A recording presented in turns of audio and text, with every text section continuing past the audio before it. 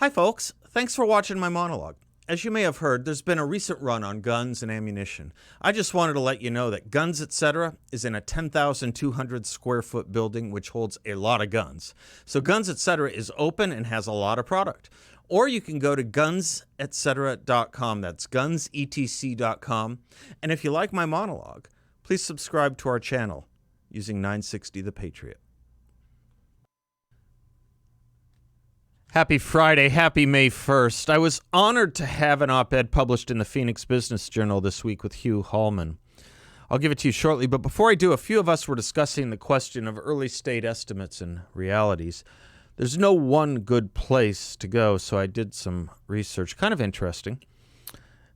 Florida was projected to have close to 7,000 COVID-19 deaths. It has 1,300. California had projections of 216,000 deaths if restrictions are lifted, 19,000 if they are not.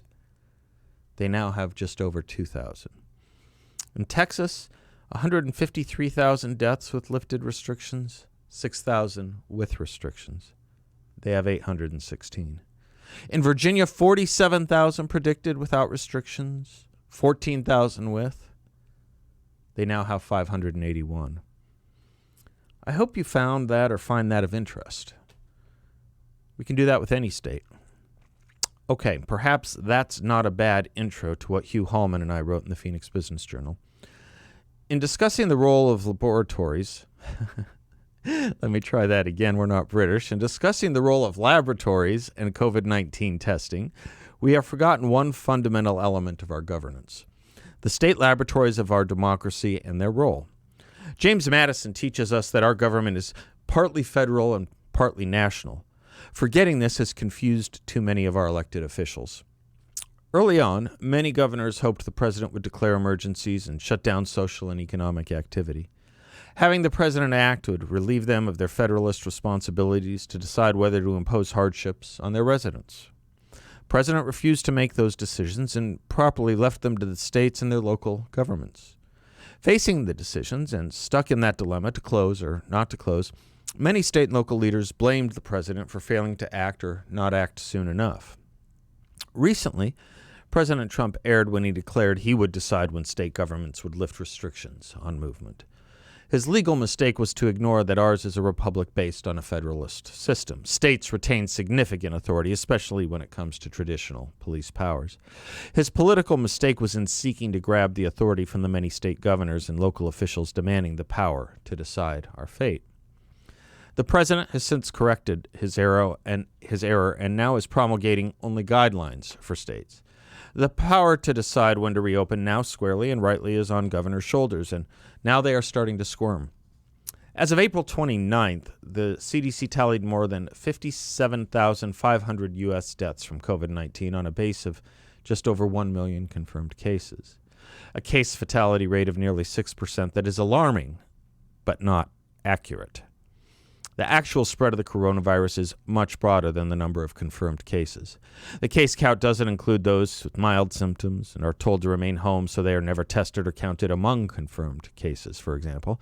In addition, confirmed cases currently can't include the large portion of virus-infected people who are or were asymptomatic. But this is not the problem for state and local leaders. While we have been in lockdown or shutdown, other respiratory diseases that have been subject to the same protocols of hand washing and social distancing have continued, but don't seem to get any attention. In the same period in which over 50,000 Americans died from COVID-19 since February 1, the U.S. had more than 55,000 people die from pneumonia. We likely will also have as many as 62,000 deaths from the flu this season. All those people who died should count just as much, even if they are not part of the social and traditional media frenzy about this particular virus. The dilemma is that during the same period, also according to the CDC, by staying home, we prevented the deaths of as many as 75,000 since February 1st. They didn't fall off ladders at work or get hit by drunk drivers. They didn't get into knife fights or slip in restaurant kitchens. Imagine, by staying in our homes for the next year, at this rate, we might save almost 300,000 lives. So how in good conscience can any governor say it's okay to go back to life as we knew it? How can any elected leader ever allow our fellow Americans to engage in any life outside their homes? maybe we should remember that life is uncertain and that the only certain part of life is our mortality. We can turn our lives' decisions over to government, or we can go back to our understanding that we may have to make our own choices on what risks to take. We don't want to be careless with others' lives, so keeping the medically vulnerable under wraps may make sense. But in deciding when to reopen our societies, we should also think of those we will lose because of the lockdowns. We need to consider those whose deaths will come from the degradation of unemployment and social isolation, alcohol and substance abuse, domestic violence, depression, and suicide. Too often, in making public policy, we measure only what is easy or convenient and make decisions only on that basis. So too with with SARS and COVID-19, SARS-CoV-2, coronavirus, and COVID-19, apparently. Yes, some people may continue to be at risk from COVID-19, but others are now increasingly at risk from the lockdowns. The decisions to open will not be rendered perfectly. Turns out life, like democracy, isn't perfect. And we should be grateful for and can learn from the diversity of experiments undertaken in the state laboratories of our republic. In theory, most historians and scholars agree with Louis Brandeis that, as he put it, to stay experimentation in things social and economic is a grave responsibility. Denial of the right to experiment may be fraught with serious consequences to the nation. It is one of the happy incidents of the federal system that a single courageous state may, if its citizens choose, serve as a laboratory and try novel social and economic experiments without risk to the rest of the country. It is true every state is a petri dish. That is why each have their county and state departments of health. Police powers are reserved and vouchsafed to the states for that reasoning as well. This is why it is simply absurd that a state like South Dakota with no lockdowns and 21 deaths should in no way, morally, by law, or by importuning, be told it has to do what California does or feels it has to do, or New York. The law, constitutional or federal, should not be used that way. It should not be used for ideological pressure or outcomes based on political preferences. Even worse is when law agencies, enforcement agencies, turn to political and ideological preferences to attack, undermine, and arrest, in all its entendres, those they simply disagree with. You saw that with Jim Comey and the administration elected to office that he did not like. And he took scalps.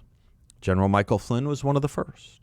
And now I think Comey and his henchmen look the fool for it, having played and acted the fools.